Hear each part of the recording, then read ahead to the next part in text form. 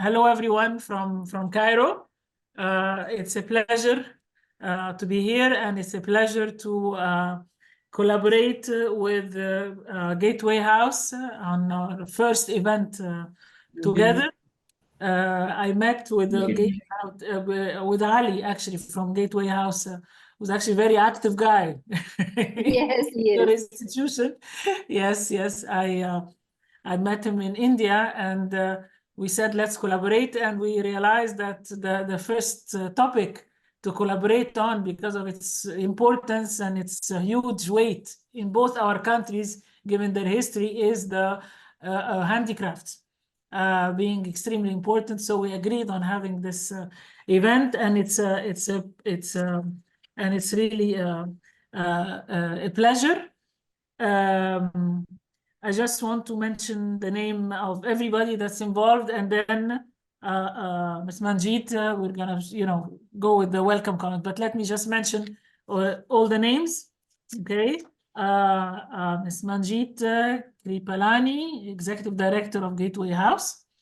And we have Dr. Preet Singh, Vice President of Invest India. Pleasure.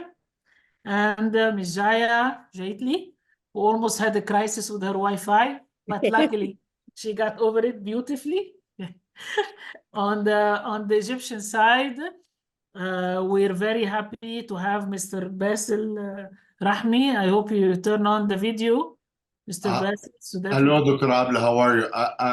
I'm still having a problem with my camera. I'm trying to fix it right now. So, while you are introducing others, I will fix it. Okay, very good. Mr. Bassel is a very important guy. He's the Chief Executive Officer of MSME Development Agency, MSMEDA. It is the institution that's in charge of all micro, small and medium enterprises and all sectors. Dr. Aqila Rifat, okay, this lovely lady. I hope you can all see her. Okay. I hope you can. Yes. Hello. Pleasure. Hello, everybody. It's a pleasure. Yes, she's a strategy and development consultant. And we have Ms. Joseline El Khouli, co-founder of Josie Boutique. Josie, are you here? I don't see the face. Are you here? I don't see her. I don't see her. Josie is not here. Miral, please call her so that she gets on board, okay? And she will be with us. Please, Ms. Manjeet, I give you the word, please. Thank you. Thank you very much. So India and Egypt really boast very rich traditions of artisanal craftsmanship, and these are supported by flourishing markets. However, both countries encounter challenges within the sector. These range from unfavorable living conditions, lack of modern tools, infrastructure, and limited knowledge of contemporary supply chain management for artisans. Consumers then favor cheaper factory-made alternatives over authentic artisanal products, further hindering the growth of the sector. Despite these challenges, both countries have made significant strides in preserving and promoting their artisanal traditions. Our discussion today will focus on the initiatives taken by both countries to preserve and promote sustainable artisanal traditions and models. I know Egypt has a particularly interesting model, so we're very keen to listen to it, and also to discuss today how to address the challenges through strategic policies and specific efforts which are made to elevate the artisanal sector while also ensuring the preservation of traditional craftsmanship and adapting to the modern demands. So, Dr. Latif, and I'll give it to you. Thank you very much for partnering with Gateway House, and we look forward to this discussion. Thank you so much for your remarks, which summarize very well the objective of this meeting.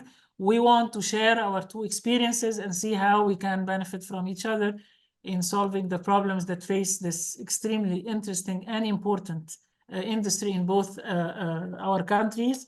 We both have lovely models, and we're actually going to see a sample of that in a couple of short videos from both our countries. By the way, for the audience, there is translation to Arabic. I hope the ones who need the translation can access it easily. I hope this is okay for the rest of our audience, or out of our participants. Very good. All right. Let us start with the intervention of the panelists. Okay. And before we start with Dr. Preet, we want to show a short video about handicrafts in India. So let's have the video on.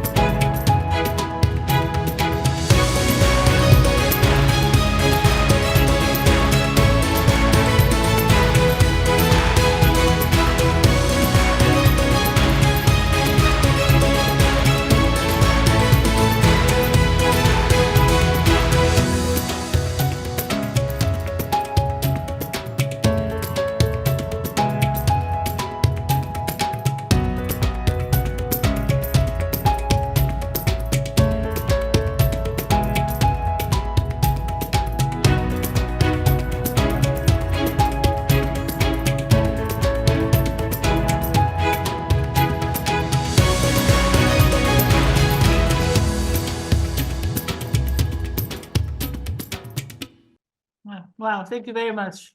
Every time I see videos like this, I see the lovely colors from India. Extremely, extremely impressive. Let me start by asking you a question, Dr. Preet. It's a very interesting slogan, let's put it this way. One district, one product, putting India on the world map. Tell us how this is really, how does it work? Is this, we're talking about clusters here, we're talking about full value chains. What are we talking about? Sure. Thank you. Thank you so much, Dr. Latif. After there was a slowdown during COVID, we had thought that we'll start by rebuilding and we'll pick top 10, top 50 districts and, put those products on. And the Honorable PM said that, if we are going to put in so much effort, we're going to do it for everybody or none at all, right?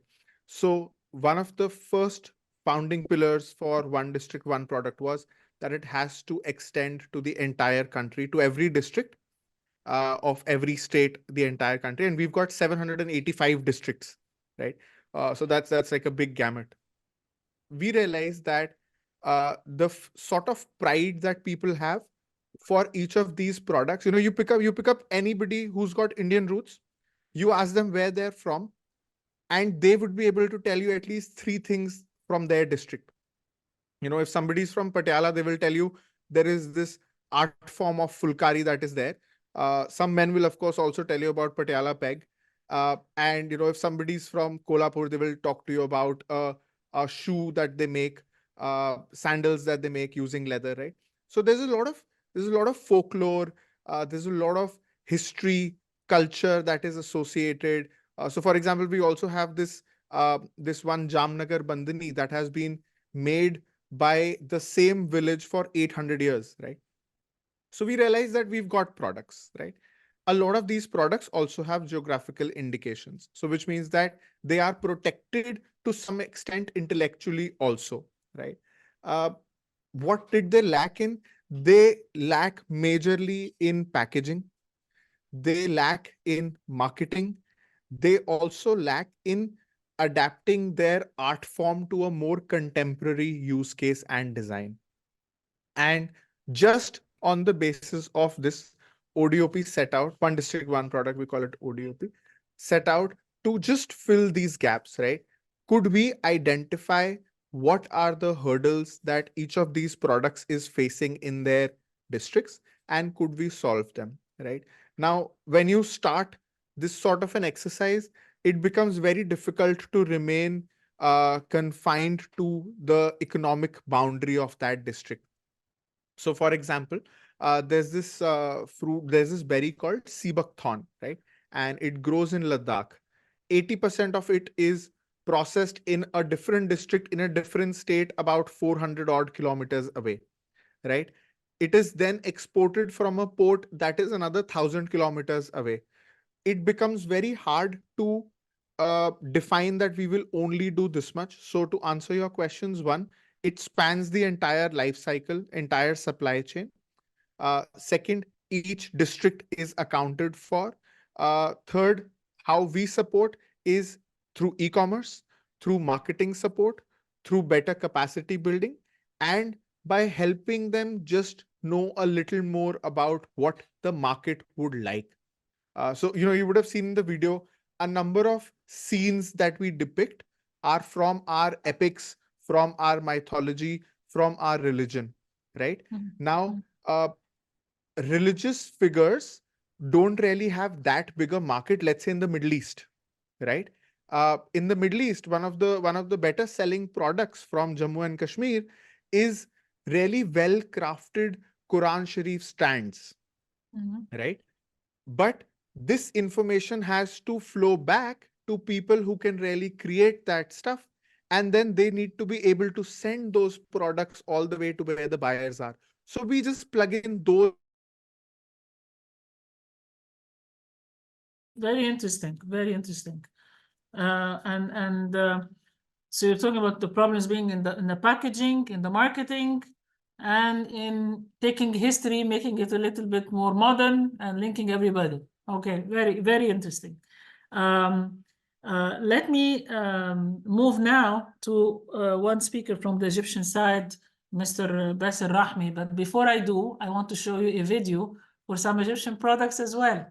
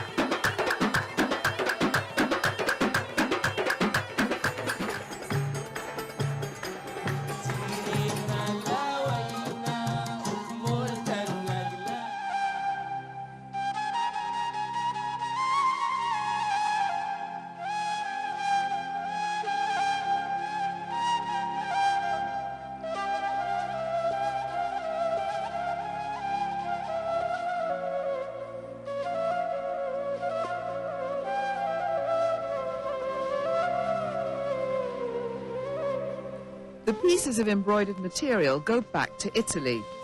They're not taxed. Hermano Cervino is a cutting-edge couture house. The fabric central to their designs. In Italy, it's impossible to make this broderie by hand. Impossible. Only in Siwa is possible this broderie, this couture. Impossible in Italy. Why?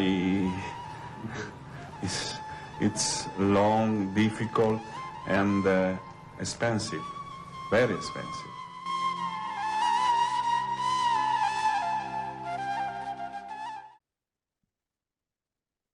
Thank you. So this is a glimpse of Egypt.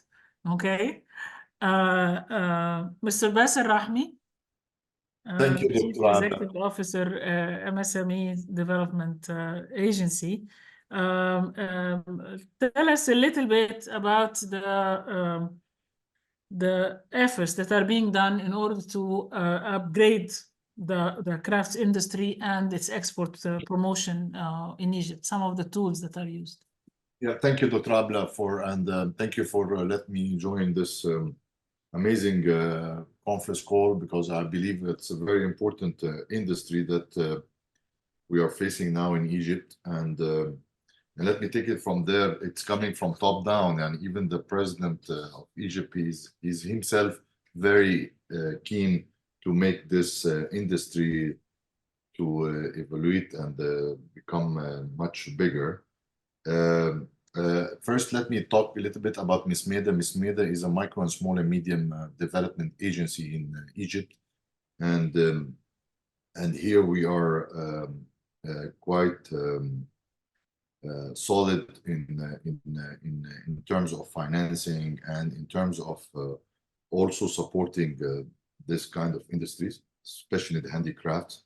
We have more than 91 different industry in this handicraft business. I sort of agree with Dr. Preet that marketing and packaging are mainly the main issues we are facing also here in Egypt. And also we thought about creating a specialized company with a private sector to start helping these people how to package and how to market for because mainly their business is they're not ready to do the marketing or to create their websites or to do this kind of stuff. They're not eligible to do that, and they don't have the time also to do that. So probably having this kind of different kind of marketing agency with a private sector will help a lot the handicraft team to excel. Exporting is crucial for us, and although the amounts are not that big, but once we collect all the people to export there, especially in Gulf and Europe and North America, it's gonna make a lot of revenue, a good revenue for the Egyptian economy. Also for the exhibitions, we are doing internal exhibitions here in Egypt, more than 100 of exhibitions per year, and also abroad. And especially with our famous exhibition called Turathna. Turathna is one of the famous exhibitions that we are doing every year. Last October, we did it. We did with almost 1,200 vendors having their products there, and seriously, there are a lot of amazing team and amazing people doing with very talented people doing a lot of good stuff, and they are improving year on year. So our role here is to support the handicraft business and also to have a good B2B across all the vendors. And the last part is to finance them with a very low interest rates, just to give them the support if they need to have their own products and to create their own products and all that. So I'm very happy being part of this team. The Prime Minister in 2 months back have announced that there should be an alignment across all parties in the government to have a proper and solid strategy for the handicraft business in Egypt, and we are on the process of preparing this. And I can see Abla and Hisham there. We're working very closely with them, and definitely, Dr. Abla, you will see the document very soon, just to share it with you. And Perfect. Thank you. Thank you. I'll come back to both of you again, but let's go to the rest of our lovely panelists from both sides. Okay, Ms. Jaya, Jaitly, you have a very, very interesting CV. Starts with a political background. I'm going to leave that on the side. Okay.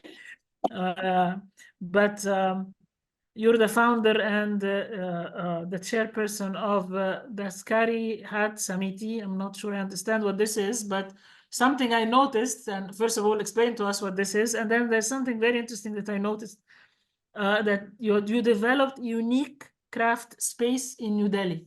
And tell us a bit about that, about actual experience on the ground. Okay. Well, I have about 45 years of experience. So I've tried just about everything that can be done, small and big, in craft. Dastkari Haat Samiti is an organization I set up. Dastkari means craftsmanship. Haat is a marketplace, and Samiti is an association. So it's like a crafts marketing association. Mainly because I felt no matter what input we give craft, like design, finance, whatever backup systems we may do, eventually the test of its success can only be when they have an opportunity to sell. So I believe that the marketplace was very important, and we have so many communities and culture, levels of culture, men, women, and different crafts, that I felt the marketplace, a created market space, like we have in villages. I haven't been to a village in Egypt. I've only been to Cairo and around, but in agricultural societies, there was always a farmer's market, which also had artisan products, because the artisan and the farmer were very closely linked and supported each other in their needs. So based on farmers' markets or product-related markets which come out on the streets and on the pavements all over the country, I use that model to create what is now supposed to be a very famous marketplace in Delhi called Delhi Haat. Haat, again, is the rural market, the name for a rural market. It's Haat in eastern India and northern India, but in south, because we have so many different official 22 languages apart from others, we have different names for it. But the Haat has become sort of part of the lexicon now. Everybody uses it to mean an informal marketplace. So Delhi Haat has is quite an interesting exercise. Took me 6 years of pushing the government to do it. It had never been done before. So it's the urban version of a rural marketplace, which meant that craftspeople came with their stuff, stayed a certain length of time, and went away. Because most rural craftspeople or small enterprises don't have enough money, capital for stocks to have a permanent shop, for instance. So they keep making, and as they get orders, they will train more people, get more apprentices. And so Delhi Haat is supposed to be rotational, where every 2 weeks, 150 people change. And it gives entire country an opportunity to be on a platform, which I call a permanent platform for impermanent people. So the infrastructure doesn't cost much every time, but the people change. And the interesting thing I learned about marketing through this, by chance I learned that this experiment was quirky also, was that if you change people every 2 weeks, when you come to shop, you will definitely buy what you liked, because the person may not be there again if you can't come within 2 weeks. And you will always come again after 2 weeks to see now who's come. So it's not like you got a thing from a shop and then you don't go to that shop again in a hurry. So it brought customers back constantly. We also infused cultural programs and food from all over India. So food being a big attraction for everybody all the time. But we made sure the dining area was behind after the crafts, so that you didn't eat and go away. You had to see the crafts as well. So this has worked. Now it was started in 1994, and the government adopted it as a very good plan for marketing handicrafts and textiles. So they have what they call grants to different state governments to who want to set them up. So there are many set up with different levels of success. So that's Delhi Haat, which I managed to do, which is a very unique thing that happened in India. But I have some points regarding marketing. As I said, I emphasize markets being the first thing. You assure a market, the craftsperson will do anything for you. They will adopt the design, they will experiment new things, they will innovate as long as they have a market. And the best way of knowing what the market wants is to be there selling it yourself. And so the craftspeople attend these Delhi Haat programs.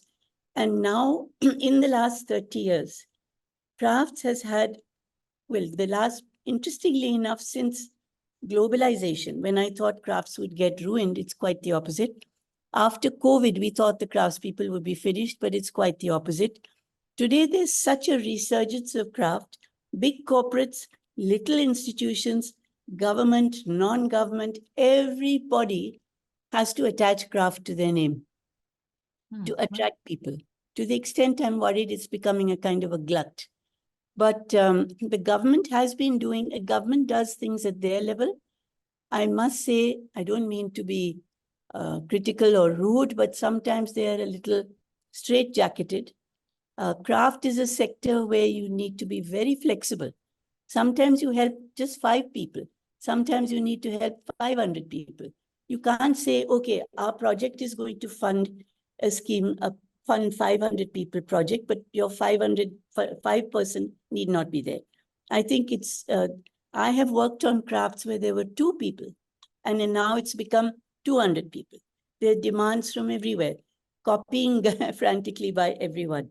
So I believe that we have to have in government flexible programs. Another thing which I may go against the grain, but it's my very strong belief, also emphasized by craftspeople, is that out of direct marketing and online, they earn better through direct marketing. And we have now, because of all these NGOs and many organizations coming in, we have many craft bazaars going on in big cities all the time. And what they can earn in 1 or 2 weeks in one craft bazaar, they don't earn that much from online orders in a whole year. So I would say online came up a lot during COVID because it offered an outlet during a crisis. So, but I think direct sales, because as Preet said, it's cultural stories, it's culture, and the culture is reflected by the people. And we have found the best sales when the craftspeople go and engage with the customer and say, here's how we made it. This is what we do. This is what we came, this village is where we came from. This is the story behind it. And people get so fascinated, they're willing to pay twice the price. So it has to be a story. And I think a story gives you provenance. Like we found that China was copying our Lord Ganesha souvenirs, and they all had Chinese eyes. So we used to laugh at all this.